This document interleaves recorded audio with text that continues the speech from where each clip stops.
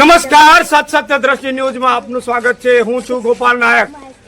જેવી રીતે આપણે જોઈએ છે કે દિવસે ને દિવસે ગરમીનો પારો વધતો જાય છે અને એ જ ઉના ગામ તળ વરસાદ મોઢેરા ગામની અંદર જે એક પાણીની સમસ્યા બની ગઈ છે અને અત્યારે હાલમાં ચૂંટણીનો માહોલ છે અને એ જ દર્શાની અંદર પાણીની સમસ્યા બની છે। અહીંના રહેવાસી જોડે આપણે વાત કરીશું શું છે એમની મૂળ સમસ્યાઓ। આપ જોઈ શકો છો કે એ લોકો આ ખાલી બોલો લઈને ઉભા છે। શા માટે ઉભા છે? શા માટે? ગીતાબેન, આપ શું સમસ્યા છે તમારી? પાણી 12-13 દિવસથી બંધ કરી નાખ્યું। પાણી સાફ તો નહીં, બરાબર? અમારે નાવા ધોવાની, અમારો મહેનત મજૂરી કરવાનું હોય, કોઈ કરનાર ક્યારે સહ નહીં। અમારા નાના છોકરાઓ છો, એક બેબી પણ કોઈને રાખવાનું કોઈ દિવસ સહ નહીં અમારા જોડે નહીં। અમારા ટોકા ઉપર ચાંચી અને આપણો માથે લાઈ લઈને કેટલું લાવી આશ્રમ સારા કઈ લાવી પાણી તકલીફ છે બધાને। પાણીની લાઈન કાપી નાખી છે। પાણી વગર કેવી રીતે રહેવાનું? મોટા બુઢા હોય બધા કેવી રીતે પાણી વગર રહેવાનું? નાના છોકરાઓને આજુ માંગે માણસ રહેવાનું અમારે પાણી ના નહીં શું કરવાનું? સાહેબ, એટલું જ કહેવા માંગુ, આ જીવન જરૂરિયાત વસ્તુ છે।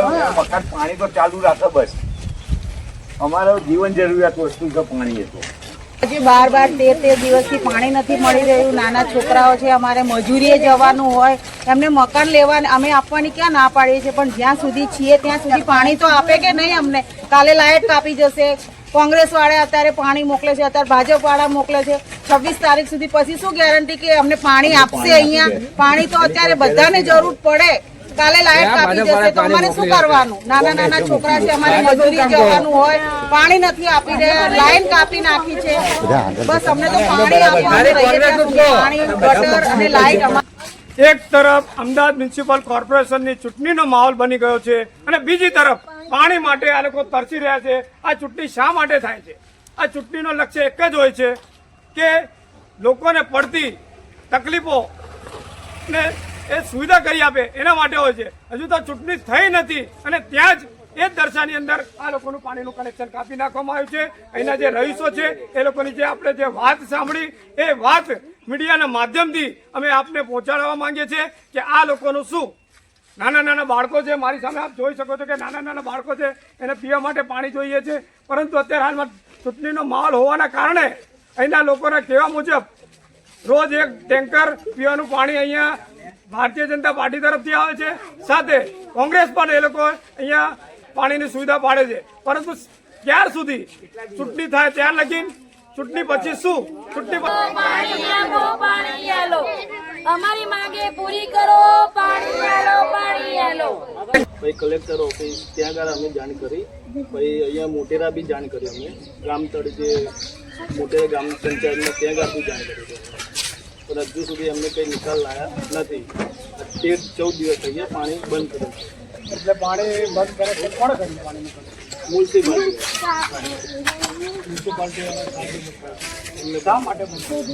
બસ કે હવે તમારે અહીંયાથી ખાલી કરતા નથી મકાન, અમારે તમે સોંપતા નથી, એટલે અમે પાણીનું કલેક્શન બંધ કરીએ। એટલે તમને કોઈ પણ પ્રકારની કોઈ નોટિસ આપી છે? નોટિસ આપી, પણ એમનો અમે જવાબ આપ્યો છે। નોટિસ આપી છે, જવાબ આપ્યો છે અને સૌથી પહેલા તમારું પાણીનું કનેક્શન બંધ કરી નાખવામાં આવ્યું। બસ બીજું કઈ તકલીફ નહીં સાહેબ, પાણીની તકલીફ। આપનું નામ બેન? જ્યોતિકા મારું નામ છે। જ્યોતિકાબેન, આપ અહીંયા કેટલા સમયથી રહો છો? હું આજકાલ કરી 11 વર્ષથી હું આ ગામમાં વસેલી છું। બી રીતે પરેશાન અને હેરાન કરવામાં આવી રહી છે। હું ખુદ રેન્ટ ઉપર રહું છું, તો મારા બી રેન્ટ ઉપર રહ્યા પછી બી મારે બી ઘરની અને પાણીની, ગટરની અને ઘરની જરૂર મને પણ હોય છે।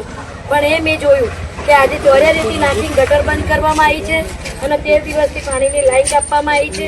અને અહીંયા ચેતનભાઈ પટેલ ખુદ આવીને બોલી ગયા હતા કે બેન, તમારા લોકોને વોટ જોતા હોય ને તો તમે અમને વોટ નાખો, અમે તમારી ગટરને પાણી લાઈન ચાલુ કરાવીએ।